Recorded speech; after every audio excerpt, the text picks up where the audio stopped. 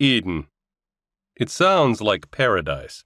In pretty much any context, who wouldn't want to visit a planet called Eden? We learned the name from Maya. As an alien AI, she always communicates in terms we'll understand. And to the alien race who made her, I'm sure their homeworld of Eden is paradise. To that end, the name makes sense. I just came out of an 11-day explosion-induced coma, and lo and behold, I awoke to the news that I'm well on the way to Eden. I didn't have a say in that. It pains me that I'm now back on the far side of a quantum gateway, getting further and further away from my family on Earth.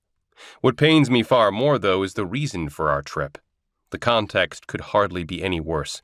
It's so awful, I don't even know how to put it into words. It makes Eden the last place any of us on the Vita want to be traveling to, but the one place we all know we have to go. The long and the short of it is that we have reason to believe the same aliens who made Maya also engineered something else. The invasive alien larvae I unwittingly carried to Earth, where it's now bubbling away and threatening to throw the whole world into an apocalyptic nightmare. That's right, larvae. My brain feels foggy after so long without consciousness. Everyone is gathered around my medical bed. They all look relieved to see I'm awake, but also like they're expecting me to say something meaningful. And don't get me wrong, I wish I could. I wish I could jump up and stand at driver's side, giving everyone instructions for how they can make themselves useful during the final stages of our interplanetary voyage. They're used to me keeping a clear head when our backs are against the wall, and I'm used to that too.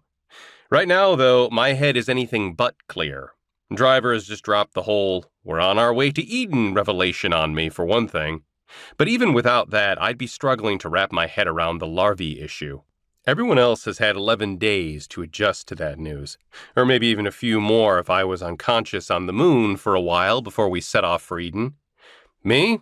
Before losing consciousness, I had less than 2 minutes to make sense of what I was seeing, and those were 2 fight-or-flight minutes where I was running on adrenaline as I tried to survive my direct confrontation.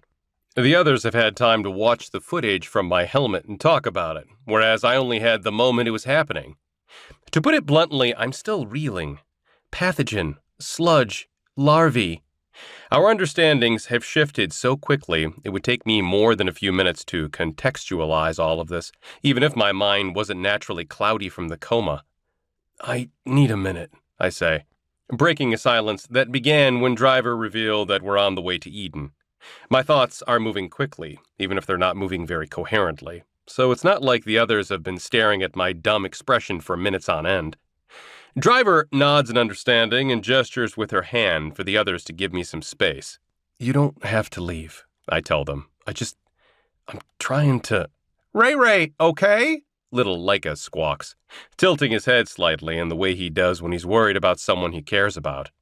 I will be when I finish waking up, buddy, I reply, forcing a smile that eases his concern.